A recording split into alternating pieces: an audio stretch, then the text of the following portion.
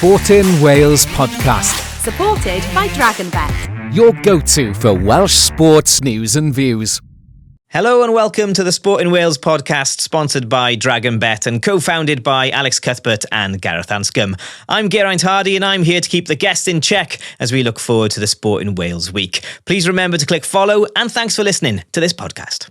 And this week in the studio we have Alex Cuthbert and also a man that's been tasked with what some people have called the hardest job in Welsh rugby. We have the Welsh Rugby Union's Head of Player Development with us, John Alder. Welcome to the podcast. John, you well? Yes, great to be here. With a mighty good tash as well. Fair play. That's strong. That's good.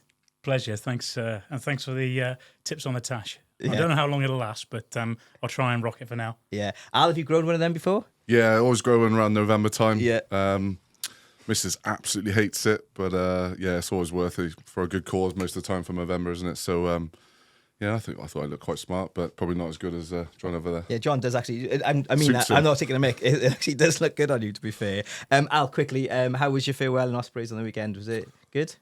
Yeah, it was all right. Yeah, obviously I had a couple of Q&As with the supporters club. You know, just they were saying that thanks for the last couple of years. You know, I had a really good time there. Obviously I had the game as well, which we won. We don't have our awards evening until, I think, depending on if we get into the top 8. So that'll be a good get together with the boys and proper send off then for a few of us. So yeah, looking forward to that. I'm going to touch on it, John, because Alex was saying to me the other day that Tyson Fury would never lose to Usyk. I said he was just going to win, and I'm going to enjoy the glory moments. Did you watch the boxing yourself, John? I didn't see it live, but I definitely followed up on the reports after. I would have probably sided with Al on Fury, but maybe because I kind of like him and like the story. But yeah. Again, proven wrong. Yeah. How are you feeling in defeat? Well, early in the morning, I was pretty fuming that I stayed up and watched. Yeah.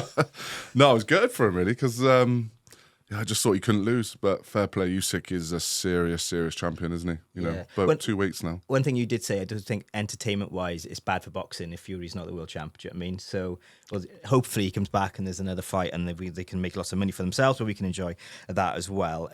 Also, sadly, Joe Cordina lost on the weekend, so we're not sure what the future holds for Joe or Tyson Fury, but also, John, we don't know what the future holds for Welsh Rugby. It's one of them unknowns. You're tasked with the job of kind of finding the future talent here in Wales and making sure they get to the senior team.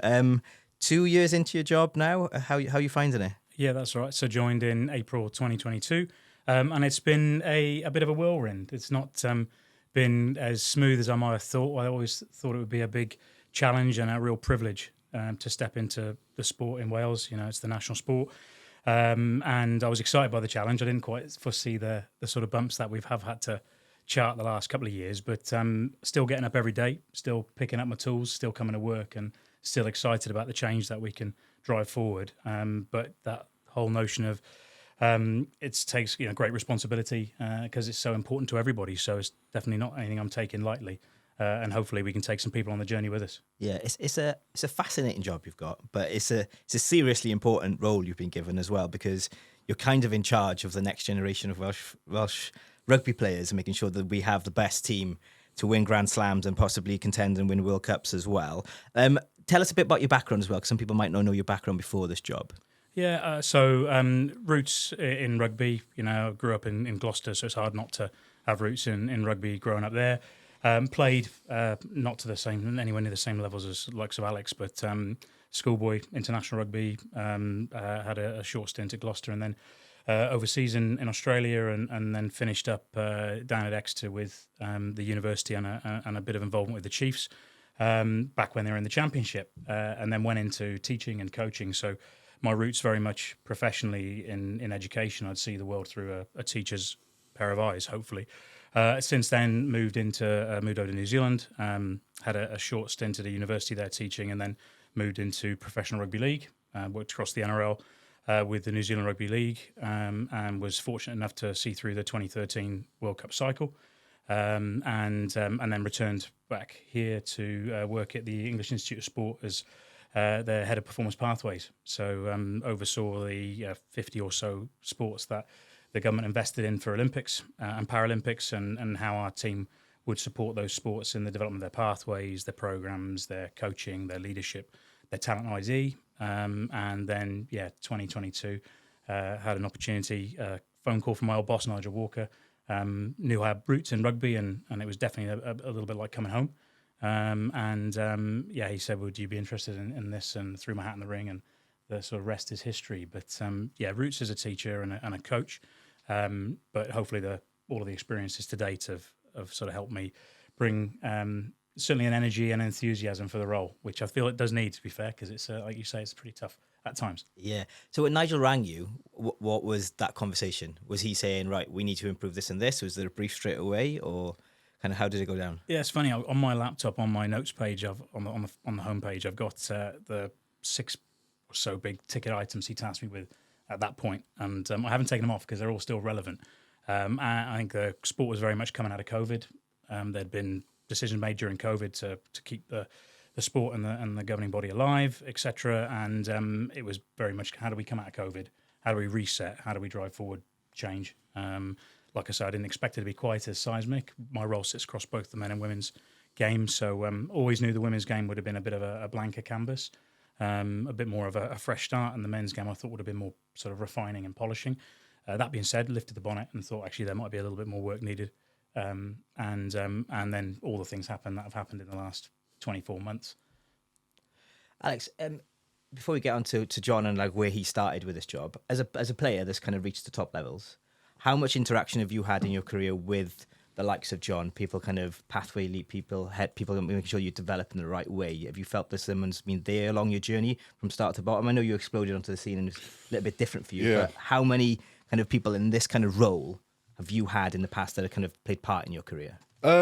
It's tough to say because obviously I came on it so quickly, and it wasn't like a gradual build. I went from being in the academy with Cardiff years ago. Gethin Watts was my academy manager, so he was the one that's probably looking after me for a year, and then suddenly the year after I was playing for Wales, and the year after that I was a British Lion. So it happened very, very quickly. So those relationships obviously was quite brief, and then I was just in the real world. Then really I was pretty much in the full-time professional game. But you know, when I was in the academy at the time at Cardiff, there was a good number of us. There was about 12 of us, and I would say 10 of us, 8 to 10 of us at that point went on to Cardiff.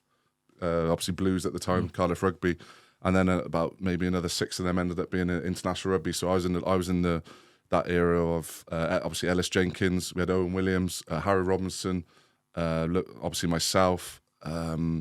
Matthew Screech was there. There was Will Griff John. There was a number of internationals in that core that we were responsible then of filling up the next generation, I guess, in Cardiff.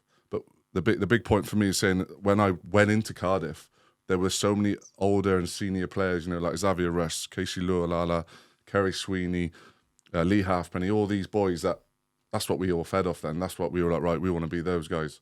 And it was really an easy transition because that was where our development came from. They were the one that set the standards. We knew where we stood. You know, we were the academy boys and we had to work our way around the change room, but actually up in the team as well. When you get to senior rugby, is that how you want it to work, John? I think every player will take it's a bit of a politician's answer. Every player will take a different journey. You know, Al's route was, as you said, very quick. Others might take a little bit longer. Some might go 2 steps forward, 1 step back.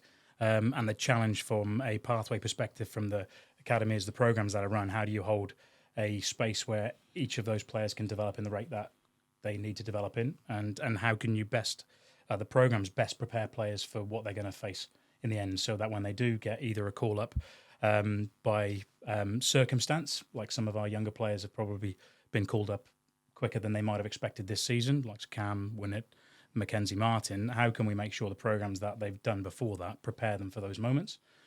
Because they might come at any point, which is a little bit tricky because how'd you plan for that? But and also not writing off players too soon. Those that there'll be a shouting talent from a 14, 15. People might say, well, they're definitely going to play for Wales. Others, they might be a bit of a later bloomer. So how do we hold programs that can take care of all of those different types of players and their different journeys? Yeah. So when you started this job, where did you actually start? Because I suppose you would have looked at it and gone, wow, this is a big task. But what was the key thing for you to get going straight away, do you think?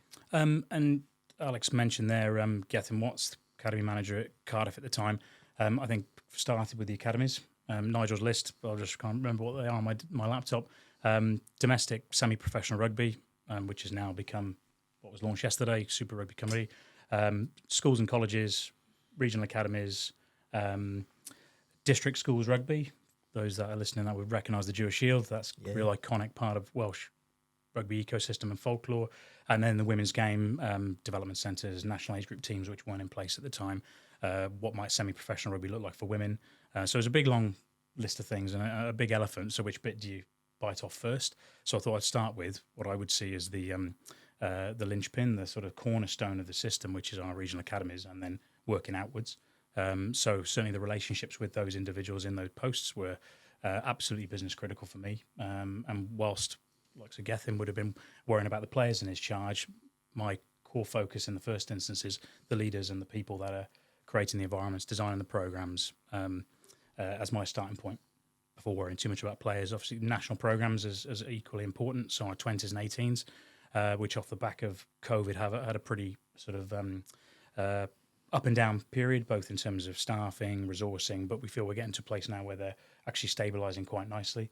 Could we do more? Could we use more? Of course, but I think that the Wales 18s, Wales 20s programs are stabilising really nicely. Got two great leaders in those, and Rich Whiffen with the 20s and Richie Pugh with the 18s. Now we can do some work. You know, we've got good people in post. Now we can do some work. But I would have started with the regional academies. That being said, we've gone on a bit of a change journey with the Jewish Shield and equally with our schools and colleges programme. And more recently, as has gone public, but it's been a 2-year process, changing the semi-professional domestic scene. Fascinating stuff from John and Alex so far. Now, a quick reminder for you that Ron Skinner and Sons are Wales's largest used car supermarket with over 1,500 used cars in stock. So if you need a new car, go to ronskinnerandsons.co.uk.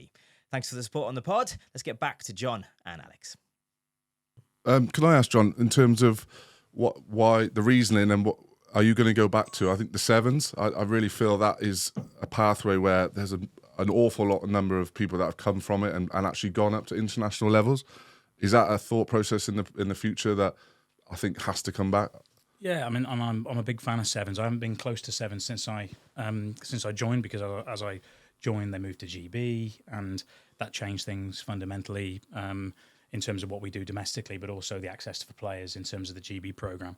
And I still think that's a little bit up in the air until we know exactly what the future of GB sevens looks like. It's quite hard for us to then consider, well, what do we build domestically to create either a pathway for lifetime sevens players or a development route, which I know New Zealand have been pretty well celebrated at how they've used sevens for development. So I think at the moment it's probably in a little bit of a holding pattern until we know more about, I think, probably get out the back of Paris.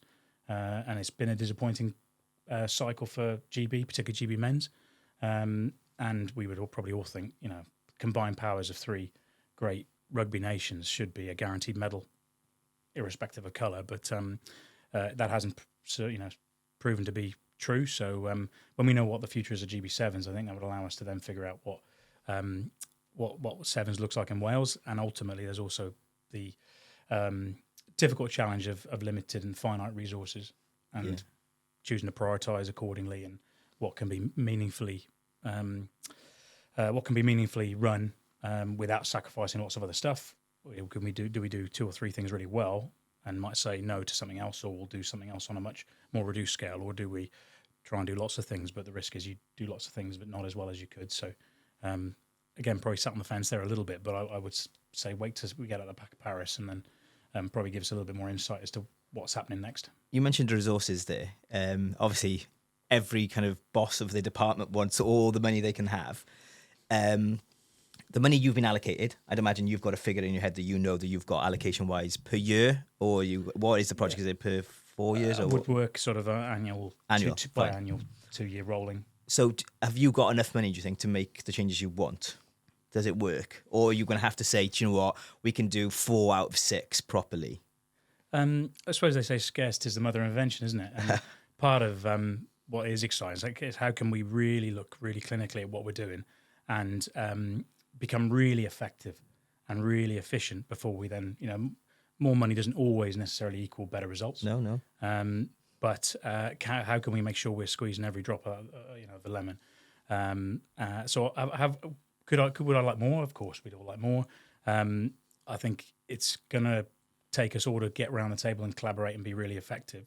But I think we can make some significant strides with what we have got. And then over time, hopefully, if that's increased, then we can take it from there. And where are we on your plan right now? If we're looking at this, you need to get to 10. Where do you think on your plan we are currently? Well, I always kind of saw it as a 3-stage change process. There's sort of the complex political structural change, so some of the pain that we've been through quite publicly regarding the semi-professional competition change, some of our schools changes, moving the Jewish Shield from 15s to 16s, which people had their views on that. So first stage is complex structural change, then it's embedding the programs, and then it's really kind of sharpening the knife on it. And I'd probably say we're now moving into phase 2, so in beginning to embed the programs. And because we work on annual cycles, seasonal cycles, it's quite hard to make too much change too soon, because you don't know if it's having a meaningful effect or what effect it's actually having. So we've gone through changing the big structural change. We have the academy license coming live on the 1st of July. That sets a new set of obligations or working arrangements, how we as the governing body work with the professional regions and vice versa, what our expectations are of everybody. That sets a really nice platform now. Okay, now let's get good at what we're doing. That's kind of the ticket to the party. Let's kind of take this on to the next level. So I'd say we're moving to phase 2. Again, in development, you work in the future. You often don't know the impacts of decisions made now. Probably don't bear fruit until 4, 5, 6 years' time, possibly longer. A player who's 15 now, 10 years' time, they could be 25. And we positioned it, particularly in the men's game, as a 10-year journey to expertise, 10-year journey to mastery, recognising, and Gats said to me last week that he doesn't expect second rows to be any good until they're 27, 28. So that's one example. So we shouldn't be writing players off at 22, 21. So we think about it as a 10-year journey. But in terms of seeing the fruit of that, but all we can do in the meantime is worry about, before the flower, we worry about the soil, worry about the rain, worry about tender care of what's growing, and then hopefully we see the fruit. What do you say then? Because to those fans listening that would say, but what about our senior team? We're not performing right now. Because obviously from what you said already, you're very much starting at the bottom, aren't you? To kind of put some things in place, structure in place, development pathways as you should be for the future, for maybe our senior team in, I don't know, 5 to 10 years' time. What do you say to these fans who are going, well, I want results now. I want to see Wales winning in 2 years' time. Yeah, well, it's that's the double-edged sword, isn't it? Like we live in a performance world. A lot of that's outcomes orientated. In development, core focus is on the process. And Bill Walsh, 49ers coach, and the score takes care of itself. That being said, people want to support winning teams, and people want to get excited about the team that they're passionate about being successful. So I think it's tricky. Whilst a lot of the focus of my role is on the next generation, as you referenced, and beyond those bigger structural changes, working really hard with Rich Whiffen around how do we make the 20s program the best program it can be, because ultimately that's the breeding ground. We've seen a lot step up in the last 2 years. Almost run out of fingers to count players, which is unprecedented in terms of the number of players stepping out of a 20s shirt and into a senior shirt in that short space of time. What percent would that be? Or would you be after for those players from in the 20s to then raise to international? Well, I think kind of as a rule of thumb, would always look for 3 to 4 turnover in a sort of 2 year cycle out of every sort of 20s graduating cohort. 3 or 4 in the next 2 years would step up into a senior environment. Now, we probably double that and more in the last 2 years. Is that from probably not doing enough work in early years, and we're in a situation where we've obviously lost a lot of older players? Yeah. And these boys are pretty much thrown in, aren't they, really? Because I don't really feel like these players are probably good enough to play for Wales, but they're in a situation where they have to, aren't we? Yeah, well, they definitely stepped up, and credit to them for grabbing it with both hands and seeing some great performances from the likes of Cam Winnett and Taff Jenkins, who definitely want to make the shirt their own. And something they and we are very proud of, and in terms of stepping up. In an ideal world, they'd have slightly longer period of time. They maybe have a different apprenticeship, but the way turnovers, cohorts of players have fallen for us, that's kind of the situation we've ended up in. And I think bringing a little bit of thinking from sort of the Olympic world, which does tend to work in 4-year cycles. How do we work in 4-year World Cup cycles? And something that I know Warren's very keen on, because that allows us to succession plan. That allows us to better progress players to a point where we're now given an opportunity when the time is right for them, rather than because we've got no other option. Yeah. Does it concern you from the work you've done with, sports elite athletes, that some people have been chucked in, and the negative effect that could have on them? Again, it's probably two sides of the coin.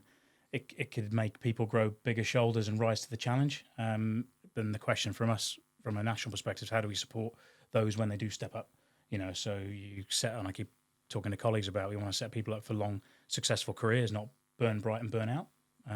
Not that I'm suggesting we're doing that, but it is a different challenge in terms of making sure we support people when they do take a leap that might be, bigger than what they would have expected at that point in their career. Yeah. And do you have discussions with Warren Gatland about that? Have you got that relationship where you can say, listen, he's been chucked in. How do we support him in this framework of 8 months now? Yeah, I mean, one thing that's been brilliant since Warren's returned is that he's been very open and engaging and clear in wanting to be a critical ally of the pathway. He's supported our recruitment of the 20s role. We've got Rob Howley back now, who's working really closely with us, and particularly with Rich Whiffin around our national players of interest. So we're hoping there'll be a far greater alignment between what we think it takes to win at senior level and then what needs to happen at 20s, 18s and earlier in the pathway in terms of developing those skills that will sustain a player when they need to draw on them when it matters most on the world stage. Open dialogue. He's a very busy man, of course, but been very supportive, very engaged, and very forthcoming. I think that's where Warren was talking a bit of sense in terms of the regions. Like, they're in an environment where they're not winning games, and then they're coming into Wales having to probably perform at the highest level, but not really probably develop to their full potential. And then when they're playing in Wales, they're not winning games there either. So I feel like that's that's when you start bringing these sort of habits of not really knowing how to win. Are they actually developed enough to play international rugby, and are they getting that opportunity? Because I remember when I was going to Wales camp, I never went into Wales camp to develop as a better player. It was all about trying to get the win, the results, and your club were obviously having to provide the development stage. And I guess that's where Warren's probably saying that the regions aren't doing enough. So when they do jump up international, it's too big a gap at the moment, and that's what they're trying to, I guess, minimise. Yeah, I guess that's the big. That's the biggest challenge for me, I think, is coming from academy to club, and then having to be ready at club level and have the opportunity then to thrive in the international stage. Yeah, because in your times, when you were kind of, if you look last 10 years or so, not many players would be developing within that squad, the Wales squad. There'd be a few maybe who would come for the experience of the squad, but they wouldn't really play Six Nations rugby, would they? I think you look at it now, I think we realise how lucky we were that we had such a great team from 2010 to now, really. You look at the calibre of players, how many players have nearly got 100 caps? It's an awful lot, and there wasn't enough probably youngsters coming through, and now we've got to a point where we've all retired or moved on, and I guess underneath is sort of stood still. We probably maybe stayed, maybe we rested on our laurels that, we're winning Grand Slams, we're doing all that, but there probably wasn't enough work behind the scenes bringing it right. When we do get to 2019, these boys have been playing for Wales for 10 years. Who's going to come in? And we've got to that stage now where we didn't really have any, did we? And we've had to throw these young boys in because we don't want to. I feel like international rugby, you don't want to start from scratch. You want to just constantly provide, look at Ireland. They could probably take 23 of them out. There'd be 23 that would do the same job. Ready to go. Yeah, and obviously, but that comes from club level, isn't it? Leinster, the Munster, also, they all have it right. Whereas our regional game is, if we're winning only 8 games out of 47 against non-Welsh teams, that's an awful stat, isn't it? So, like I said, John, it's a big role in terms of getting it right from obviously school level and upwards, but and obviously then into regional level. But that's where I'll always question: are our coaches good enough to make these players develop? That's the thing.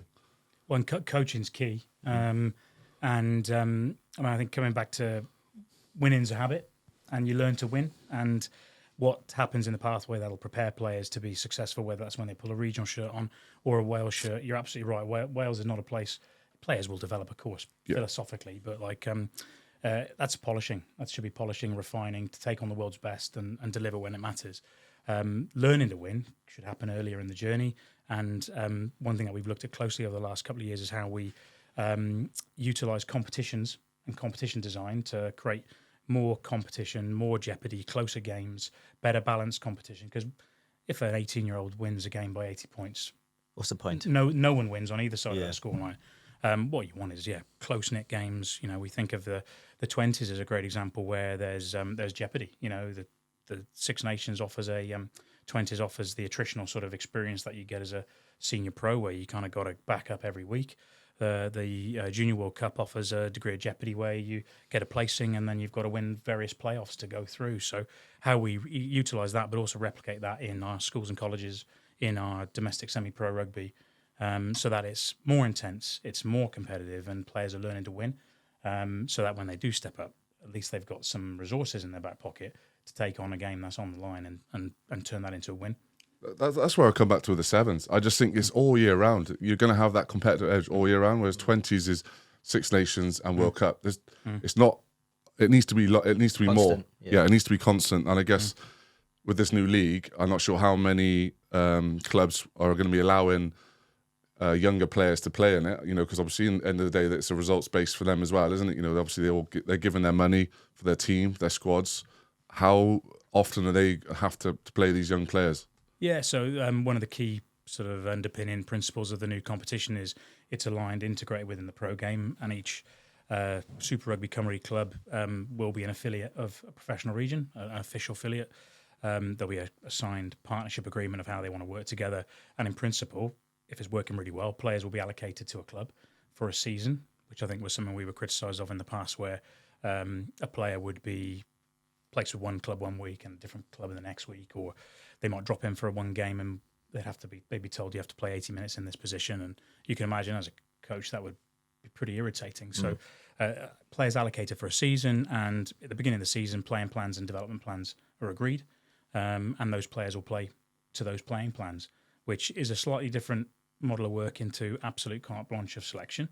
Now, it's within reason, and it's within good faith collaboration. And hopefully you build good relationships between two sets of coaches, regional academy coaches and a Super Rugby Cymru coach, around what's sensible. So as a result, we will be monitoring playing time. We will be monitoring the number of academy players who are playing and whether they're playing regularly and in what positions. So we've got a bit of a picture of who's playing in the league and what's happening. But we hope it'll be far clearer in terms of what the rules of engagement are between the region and the club in terms of these young players. So we're not finding players either getting splinters in their arse on the bench or not involved. So they're all going to be on the same page, because obviously that's been the problem in the past. Is a regional coach will think one thing, we need him for training, and he won't play. We've got lads in the squad now who haven't probably played 3 games since the start of the year. That's not good enough, is it? In terms of trying to. So they're just helping you train at the moment. Yeah. So but that's where we come back to money. Our budgets are so low. Our squads are so small, a lot smaller. We can't afford to let these players go. So how will that change next year? Yeah. Well, again, all on the same page at the moment. Now there's 10 complex relationships with 4 professional regions. So will we get it 100% right all the time? No, I'm sure there'll be some interesting, tasty conversations. If we can get 70% right to start with, and then we worry about kind of addressing the 30%, that for me is a good starting point for season 1. What was the question, sorry, Al? Just in terms of how, like, say, if we've obviously got a smaller squad because of the budget, we're not obviously allowing players, like, I know Toby will not allow players to go and play if we need players to be travelling reserve or so forth, because obviously at the end of the day, the Ospreys, I'm talking the Ospreys point of view, will be main point of view, and obviously I think the other clubs.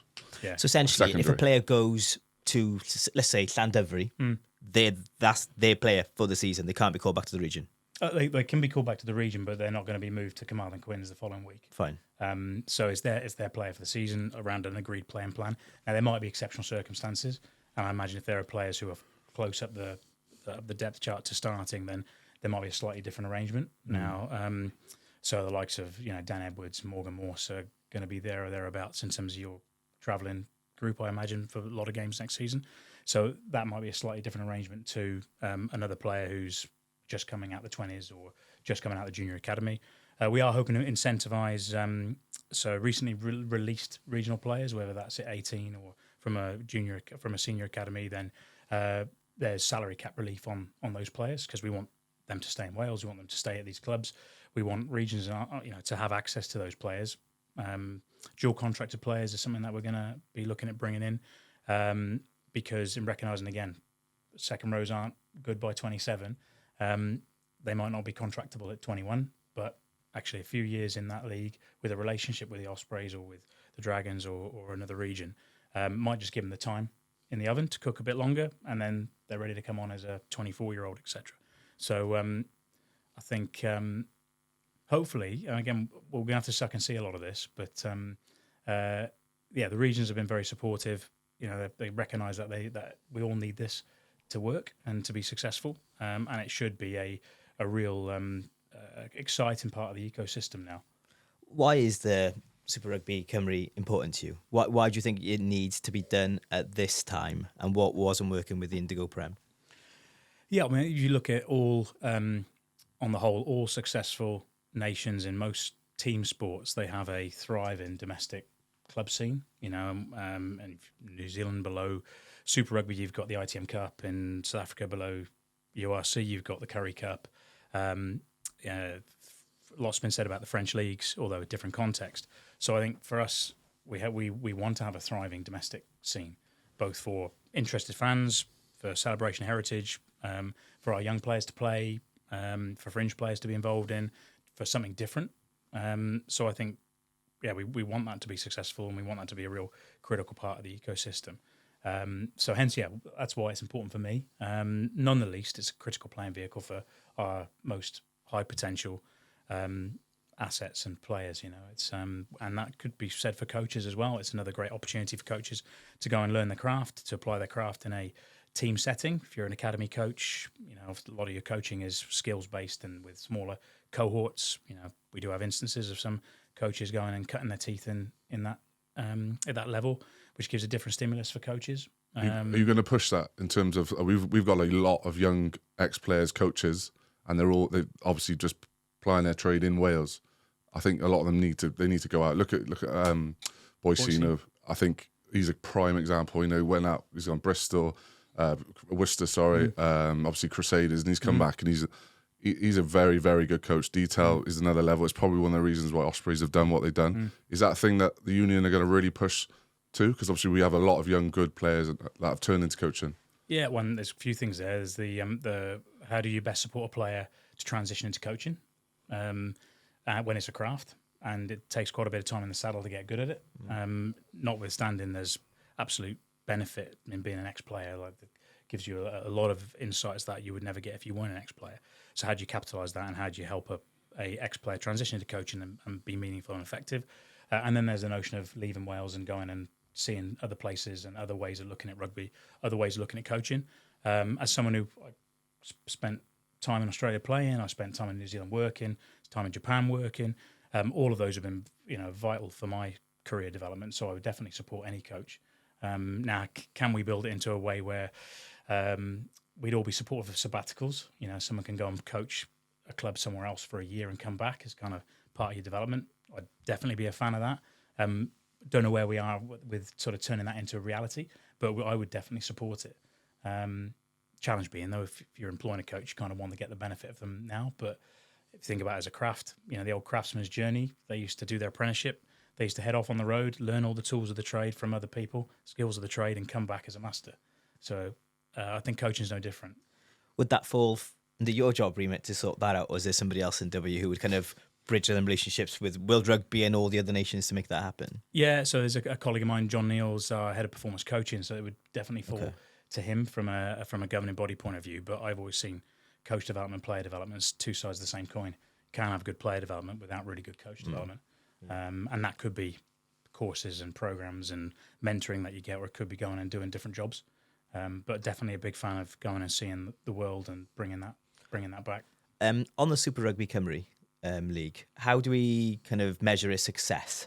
What are you kind of hoping we get out of it? And how many years do you give it to kind of say, right, this has been successful, this is working for us? Good question. So I think success measures would people who go to watch the games would be an interesting insight.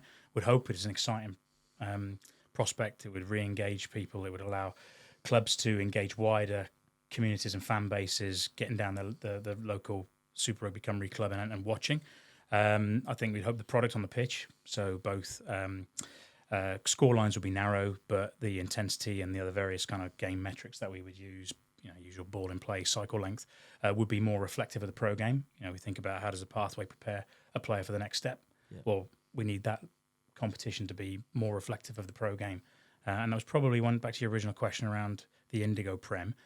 We did a modelling piece earlier on in the year on looking at all of our competitions and their match stats. And there was quite a nice linear sort of stepwise between schools and colleges, regional academy under 18s, Wales under 20s. Then there was a dip for the Indigo Prem, and then it picked back up the URC. So for me, that said, well, we probably want to change something about that competition to ensure that it's more reflective of the gap between Wales 20s and URC. So we'll be monitoring that and hopefully begin to see that shift, working with our new elite match officials manager, Ian Davis, around how the game's reffed. Now he's seeing this as a critical incubator for his future international and professional refs, but more selfishly from my perspective, players need a game to be reffed in a way that's going to allow them to play in a professional manner, so how we can work together with them around how the game's refereed to ensure that it moves that performance style to closer to reflective of the URC. And then longer down the line, we'd hope to have a sort of track record of players who've had really thriving experiences in that competition. They've then gone on to play regional rugby and then gone on to play for Wales. And they'll often talk about, this was critical for me. So I suppose there's the quantitative bit, but also the qualitative. How do players reflect on it? Probably got a good example, albeit it's from this year's Indigo Prem. And it'd be great to see what he says about it in years to come. Max Page has played with Adam Warren. It's a great sort of blend of experienced professional, young, up-and-coming, prodigious talent. That, for me, is kind of a great little microcosm of what the league could be. I think that's what we're missing though, is those senior players, especially in the regions. That players are really like sort of knowing the standard, like developing off, isn't it? Like if you look at the Dragons, there's not too many there. Ospreys have got a few, and Justin Tipperick, and obviously myself, but we're all leaving. The Scarlets, 17, they're all got. I spoke about on the weekend. 1,500 Scarlets caps are leaving there. So where do those players then learn their development, and where's that going to come from? That's a big question. Well, and the sort of talent science geek in me, there's a concept of proximal role models. So how close you are as a young aspiring player coming up to the role models of who you aspire to be. If they're far away, it's kind of not as effective as if they're close, like you say. Your experiences at Cardiff, coming to training, those guys are setting the standards. They were showing you the way. In essence, you were, as much as you were apprenticing under a coach, you were apprenticing under those players. Now, the challenge, I suppose, for all of our players now is who's going to be the next role models, who's going to step up, who's going to grab the bull by the horns and set some standards for everyone around them to be, the future role models. And I'm sure there'll be guys in the regional cohorts now who are keen to do that and willing to do that. Almost need us to be supported to do it. Yeah, I suppose what you guys need, isn't it, really, is a quick win with the Super Rugby Cymru. You want a poster boy straight away that's going to go boosh and kind of make that. It's not this stash. It's not this moustache. No, because at the moment, if you're a young player in Wales, we've seen it, haven't we? We've lost players to colleges in England, and then we've lost, therefore, senior players straight away because of they've been tempted away.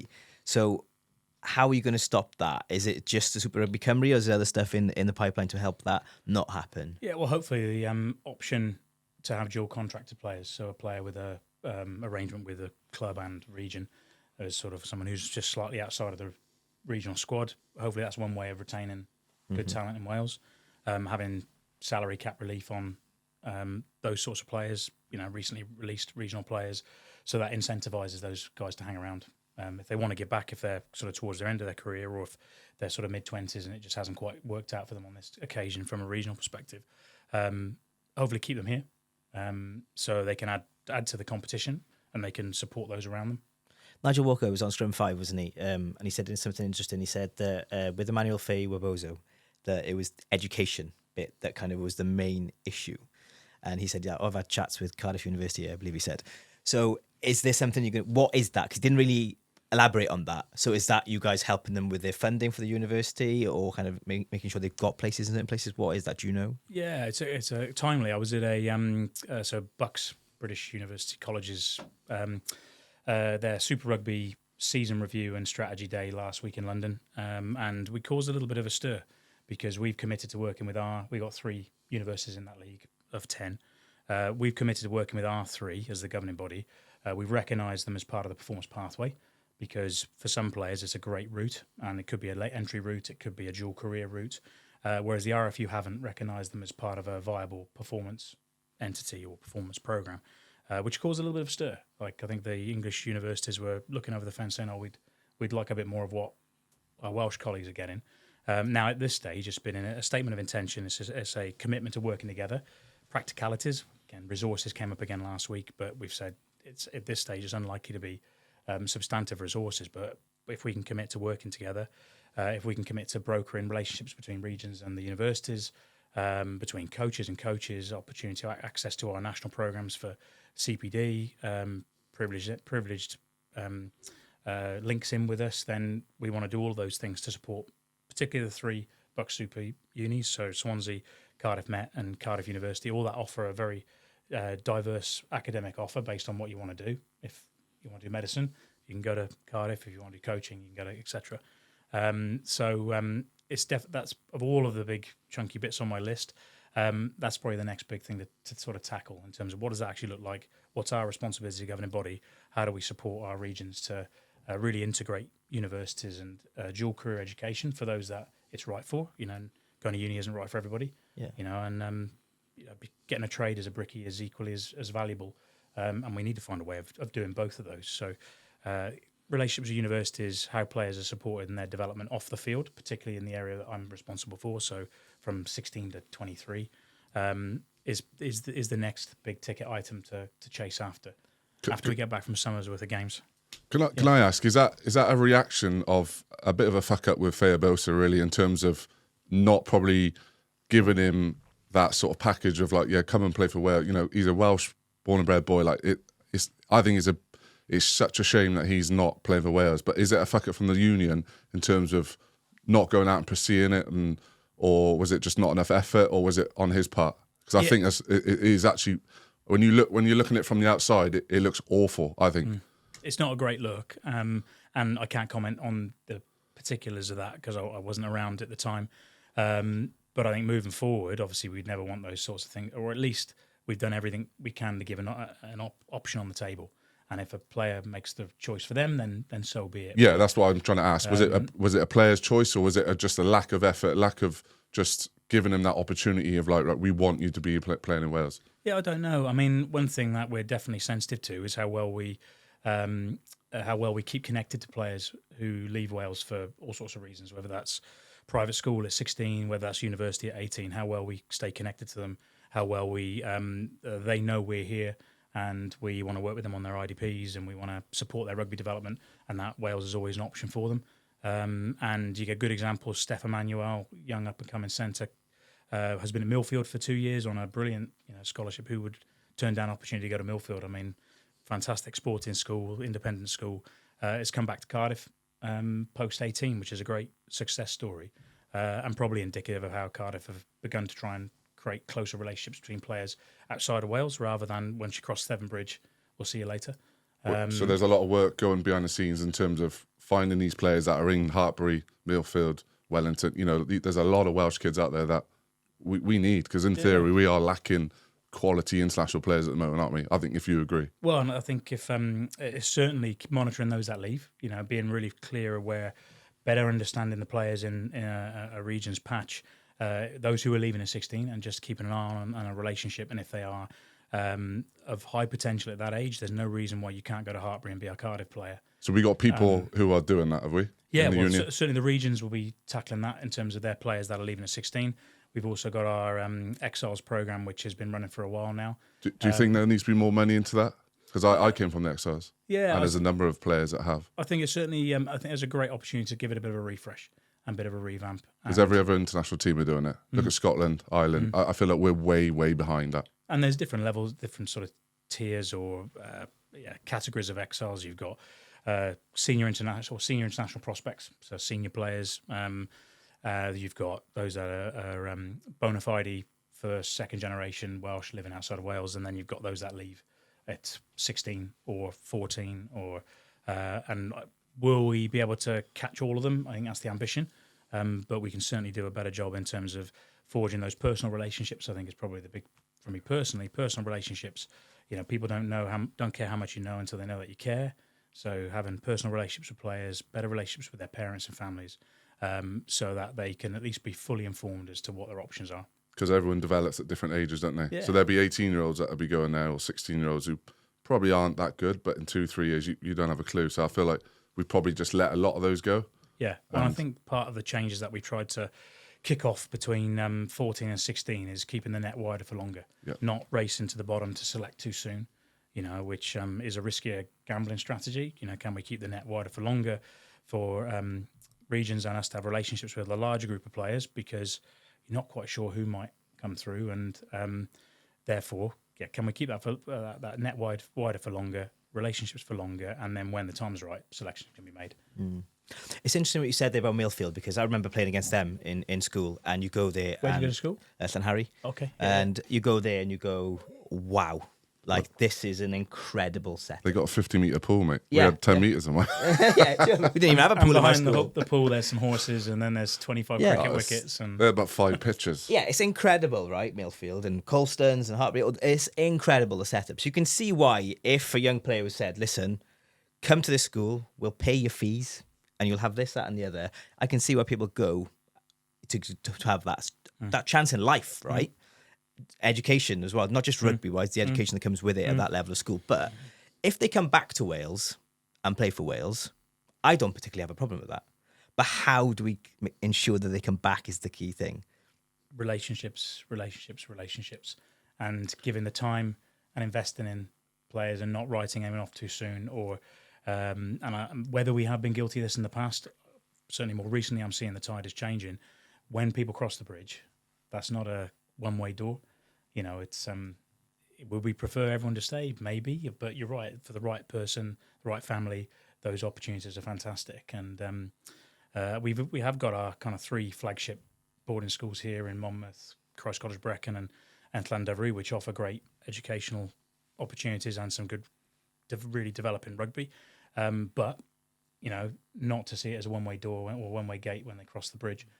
So keeping those relationships is probably key for me. But would you prefer people wouldn't go there?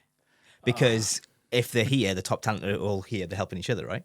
Yeah, I mean, that's probably an ideal world, but we got to treat the world as it is, not how we'd like it to be. And, Gareth Edwards went to Millfield in the 60s, so it's not a new phenomenon. Do you think that's something that maybe the union could probably push, is those sort of rugby colleges, as those like ACE schemes? I remember they did it when I was at Hartbury. And that may entice a few more to stay, maybe, because obviously Hartbury offer a lot, don't they? Free accommodation, free education, really, don't they? So do we need to maybe put more focus on those colleges, maybe? Yeah. Ireland do it well with obviously Blackrock, St Michael's, and all those schools. If you look at the amount of internationals that come from there, it's just a pathway, isn't it? Whereas I don't feel like we're having enough, are we? Yeah, well, it's just our context. We don't have the benefit of 15 very wealthy independent schools like Leinster would, or even like you would know, Alex, like Cheltenham's got more boarding schools than probably most of Wales. Like it's You could walk around them all. Oh, yeah, exactly. So we don't have that, but that's not a reason to kind of sit back on our throw our hands in the air and go, isn't life tough for us? Like we got to figure out a way. And changes that we've started with our schools and colleges. We've got 16 schools and colleges that we work with now who are running rugby programs to a certain standard. Now, when you go for a tour around some of them, then you wouldn't have the wow factor that you would have at Millfield, or it'd be a different wow factor. But that being said, there's a couple of them which their academic offers are outstanding. Coleg Cymoedd, their A-level offers, are really strong. So educationally, they're just as strong as going somewhere else. What we've got to do is do a better job of shouting about the rugby programs. You think at Colin Camoy again, you've got Geraint Lewis, you've got Gareth Wyatt. Two really, really good coaches working with young players.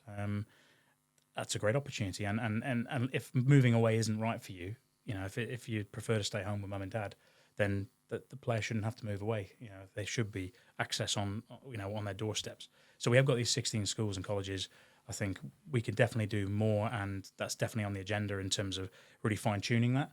And all 16 offer slightly different things, from apprenticeships to the boarding experience to A-levels to BTECs and a mixture of stuff. Yeah. Shane Williams was on last week, and he questioned whether there was enough talent coming through. Would you dispute that? Or from the 2 years you've spent here, is there enough talent coming through? Yeah. That's my question, that was. Yeah. Sorry, mate. Yeah, I do think so. I do think so. I think we need to fall back in love with the national game. I think we need to, because we have got it. I think what's struck me, and I always knew it coming in, remarkable conversion rates for a small playing population. If we looked at other sports, and I've got a meeting on Wednesday where I'll present some of this, they would give their left arm for the conversion rates that we have based on number of registered players. And it's probably part of a whole game sort of agenda and a whole game mission that we got to go on, and journey, like growing playing population at all levels, accessing all forms of the game, sevens, touch, so that it keeps people in the game, it keeps people in clubs, it keeps people playing in schools, keeps coaches motivated, and the wider the base of the triangle, the more players of talent and potential that are likely to come through, the bigger the top of the pyramid. So I think, yes, we've got the talent. We have got a small playing population compared to some of the other tier 1 nations, but it's never stopped us before. So I think, definitely, we need to fall back in love with the national game and give even better experiences for young players, so that we don't take any chances. And there's everyone who's got the will, their potential is their only barrier to success. I think that's the end goal, isn't it? Is a bigger and better product, which is then at the end of the day, it's a business. People more invest in more, and then the long term, that's obviously the money. Then is what you put into your coaching, top level coaches, players. People want to stay because they get paid more. Because at the end of the day, it's a job. Yeah, it's just circle. And we've talked about from the mission that we're all sort of driving our shoulder to the wheel on is more and better players for the professional game and for Wales, and through meaningful experiences. Like, I think we got a duty from a development perspective to ensure that wherever a player steps off the pathway and into a different route, they're grateful, and their time on the pathway has benefited them away from rugby as well, but more and better. So there's a quantity, there's a quality, and it's for the pro game. I'm a firm believer, 4 healthy regions thriving and striving for success. 4, on the not 3. my view, again, I can only look through a development paradigm, or from a development principle point of view. Having 4 thriving professional regions is going to give us a brilliant cohort to pick a national team from. Does it make it easier for you to have 4 regions for your job? Ooh, I'd say it's harder, because then you got players that probably aren't going to be good question. Yeah, in and around that environment. But then what you do is then you probably get the quality more, don't you? I guess, and then the people that probably aren't quite good enough. Go to the side, Yeah, so I don't know. And with the exception of Argentina, and someone might, a better stato than me might point out, I've made a mistake, but I don't think anyone's made the semi-final of a World Cup without at least 3 professional teams. Okay. So Australia, maybe when they had just the 3 Brumbies, Waratahs and Reds, they won a World Cup. But so there's probably a critical mass of professional entities with a cohort of players driving each other for standards, chasing that international shirt. Will you be part of the conversation? Because Nigel Walker said there's a conversation to be had about that on Scrum 5 last night. Can I be part of that as well? I'll present the development rationales, but there'll be more important people than me looking at the figures and making those sorts of calls. But and I don't envy them either. Yeah, no. It's a hard but job. I mean, I'd say 4. It works in my mind well having 4, but we want to get 4 humming. Yeah. We need better products. I mean, better franchises, as I guess you could call them. I know Alex was joking there, can he be part of the conversation? But I do think senior players like Alex have got a huge role to play in what you do. Like, do you use, and same question to you, I suppose, Al, do you use senior players to go and talk to people who maybe have gone to Hartbury? And Alex Ferguson did it with signings all the time. He'd get Gary Neville to go and talk to someone, maybe not always the best choice, but like a Ryan Giggs or a Roy Keane or whatever, to make sure, like, come here because this is how I benefited. This is what life's like here. This is why you need to be at Manchester United. So do you talk to like kind of younger players from the Ospreys? Geez, like coming from experience, I've done it all. I was at Hartbury. I came back, done the sevens, did a bit of 20s, done the academy, Cardiff. I've gone away to England, come back. I probably, there's only a few of us that have probably ever done that. So yeah, maybe, I don't know. I'm out of a job in July, so whether they give me a call, we'll see. But your point around proximal role models, that's what a powerful experience for a young player to have. Wise mentorship in terms of... Because you said about keeping in touch, right? So if you know someone's gone to Millfield, that player's going to be a top talent if he goes to Millfield. So would you not want to use senior players to kind of be that kind of link, maybe? Yeah, we piloted something this year in the under-20s whereby our emerging leaders have had either recently retired professional or a current sort of senior professional attached as a bit of a mentor, and it's a bit of a pilot for us. But I think there's a real... either recently retired players or current pros are keen, I think there's great wisdom to share. Back to your point around, the experience that's in the room from players like yourself, Alex. yeah, because I think it's another way of giving back in terms of maybe if I don't do coaching. And I'm pretty close to a lot of youngsters at Ospreys, and especially as I've been in rehab, there's a lot of youngsters that are coming through and probably their first big injury, that I feel like I'm a bit of a dad, I guess. But I enjoy that side of it. But they obviously it's not been really pushed probably too much. Maybe like you said, piloted would be a great option. Yeah, do you know what I mean? There's someone just on speed dial on a WhatsApp. Do you know what I mean? I've had a really bad game today, or the coach says this, and you could just be there, whatever. Do you know what I mean? To be that point of contact, because not always do they want it to be a WRU person. They want it to be someone who's actually played. Do you know what I mean? Yeah. Well, back to that point around how do we develop players off the field as well as on the field. Part of that experience is developing a player off the field too. I don't know if anything mentorship schemes like that exist in the regions, but it's definitely something we're looking at. Because sports agents do it, a lot of sports agencies, they have that kind of ex-pro come in to do that role. What's the plan for the next year then? You're kind of coming to the end of the season now, so what are we going to see from your camp in the next year? Yeah, so we've got the Junior World Cup coming up in South Africa for our boys' 20s, so that'll be a great test for the group, and someone I know Rich and the team are really looking forward to. Nothing like being tested in the arena. I think we got junior All Blacks, or New Zealand under 20s, as I'm told to call them. Yeah. They're at first, and I think we got Spain and France in the group. So certainly no real easy games there. Although Spain will be a bit of an unknown quantity. So that'll be a great test of how far the programme's come in the 6 months since Rich has started. We've also got our girls under 20s at their first ever under 26 Nations, which will take place in the summer in Palma. Again, will be I haven't touched too much on the women's game today, but will be a great test for them in terms of that cohort. And it's a fledgling program. It's kind of in its 12 months of inception. So that'll be a key focus. And then after that, we're also hosting the USA and Canada under 20s women for a bit of a summer series with England. And then we'll be into a little bit of downtime for the players, and September the 1st we're kind of back on the merry-go-round. But so looking forward to next year, embed and kick off Super Rugby Cymru really well. We've committed to the clubs, and the clubs are on the journey with us around a fresh start, new look and feel, fresh, exciting, engaging. Not just the repeat. Just quickly on that, how are you going to hype that up marketing-wise? You're going to push that as well, and is there TV contracts in place? I'm Sportin, mate. Sportin, yeah. Hey, we're looking for an official podcast partner. So, there we go. and this is definitely out of my area of expertise, but we are keen to give it some good profile, largely through social media, I think, more so than more traditional sports journalism. But we are keen.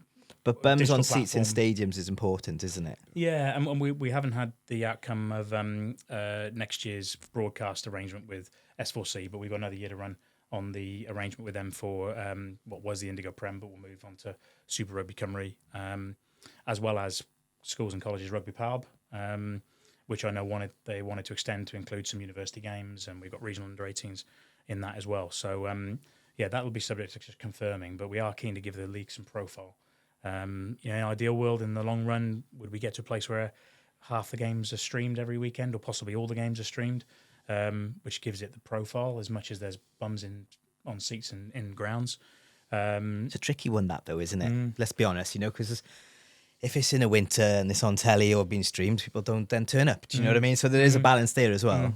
Although hopefully the mid-season break around the Six Nations will help. Yeah, that will. Yeah, with break, the games might be a bit more exciting in April. Yeah, and then embedding the academy license and working with our regions around how we review that ongoing, how we drive standards in the programs, whether that's at emerging player programs, so from 14 to 16, or junior academy from 16 to 18, or the senior academy programs, so that each one is preparing players for the next stage. So gone through the painful structural changes, and now we're looking at how do we embed these programs. Yeah.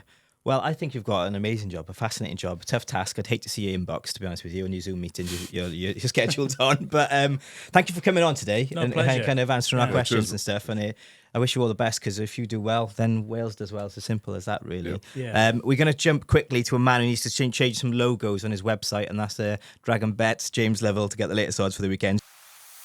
Dragon Bet, the bookmaker of Wales with the best odds on Welsh sport. Please gamble responsibly. James Lovell, welcome again this week. How are you doing, buddy? A weekend in West Wales for a point-to-point. So you guys will be talking about kind of amateur sport and how important it is. So the point-to-points are the amateur form of horse racing.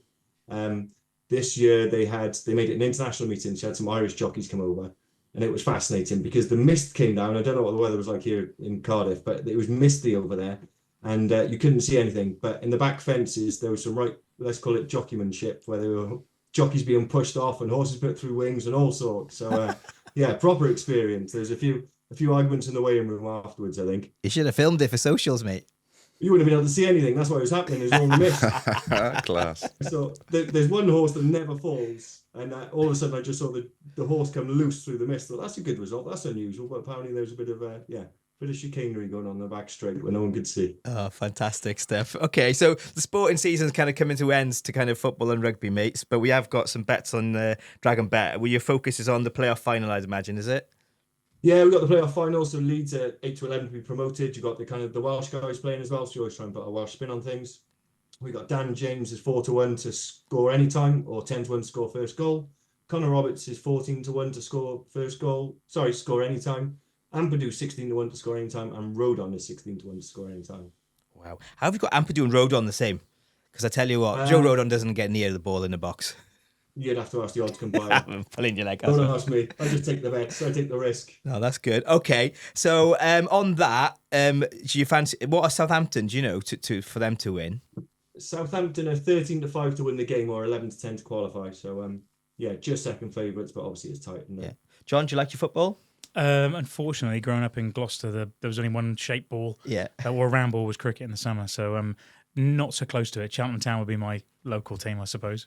Yeah, that's okay. That's all good. Okay, well, let's move on from that. Rugby union-wise, I know you're looking at the Champions Cup, yeah? Yeah, look at the Champions Cup. I suppose everyone's cheering on Robin with Robin McBride involved, cheering on Leinster, aren't we? So we've got 8 to 11 Leinster to lift the trophy against Toulouse. Alex? Fair bet, guys. Alex, what do you reckon on that? How do you see it going? I'm going to lose, I think. I think hopefully they're going to be too physical. Yeah, hopefully they are. Who do you want to win, Al? Toulouse. Yeah? Tell me why. Oh, just Leinster. Not a level playing field, is it? It's a joke. Okay, don't worry, that's Super Rugby. They'll be packed. John.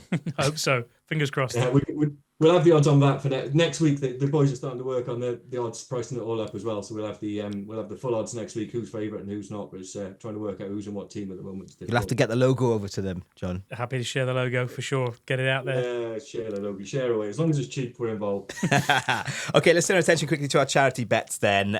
This is what we do every single week. We put a bet on in support of Prostate Cymru and Latch. My charity bet this week is quite a simple one. You've already given the odds to it. It's Ethan Ampadu to score anytime, 16 to 1, yeah? Can you boost that for charity? For you, we'll go 20. Yes, that's good. 2-1, I think the score's going to be, but right, Leeds win, I think. I just fancy it. Yeah, it's going to be a tight game. Ampadu screamer. Leeds 2-1, that's 7.5 to 1 to 2-1. I won't take that. I'll just take the 16 to 1. Okay. Al, have you got a bet for us this week? I'll go Leeds win. I think it'll be over 3.5 goals. Leeds win and over 3.5 goals. That's a bet builder there. Yeah. Let's have a look. So in theory, what would that be? So it makes it 3-2. complicated. That is 5-1. 5-1. Yeah, Okay. nice. I'll give you a win of 6, Sal. Oh, good man. There you go. John, I don't think you're allowed to gamble, are you? No, sadly not. No. There you go. I'll watch you guys from a distance. Yeah, you can track our bets to Exactly, see what happens. Okay, fantastic stuff. Well, James, thanks for your time this week, and wish you all the best with the bets on the weekend, and don't lose too much money, okay, mate? Cheers, guys. I'll try not to be lucky. Cheers, James. Cheers, Bye. mate. Okay, there we go. John, thank you so much for your time. I wish you all the best. Enjoy your summer, some downtime, I hope, somewhere in the calendar. Somewhere, I'm sure I'll find it. Yeah. Good. And Al, plans for the week? Pretty chilled week, rehab, and then obviously we've got Judgment Day next week, so I'm with Scrum 5 that for Ospreys v Cardiff, so yeah, looking forward to it. Okay, good stuff. Enjoy it. Okay, thanks for listening today, wherever you're listening from as well. And remember, we'll be back next Monday for more Sportin Wales chat. And you can follow us on our socials. Just search Sportin Wales. Tell your friends about us and share the love. And we'll catch you next week, wherever you are, wherever you go. Enjoy your Sportin Wales week. Sportin Wales podcast, Supported by DragonBet. your go-to for Welsh sports news and views.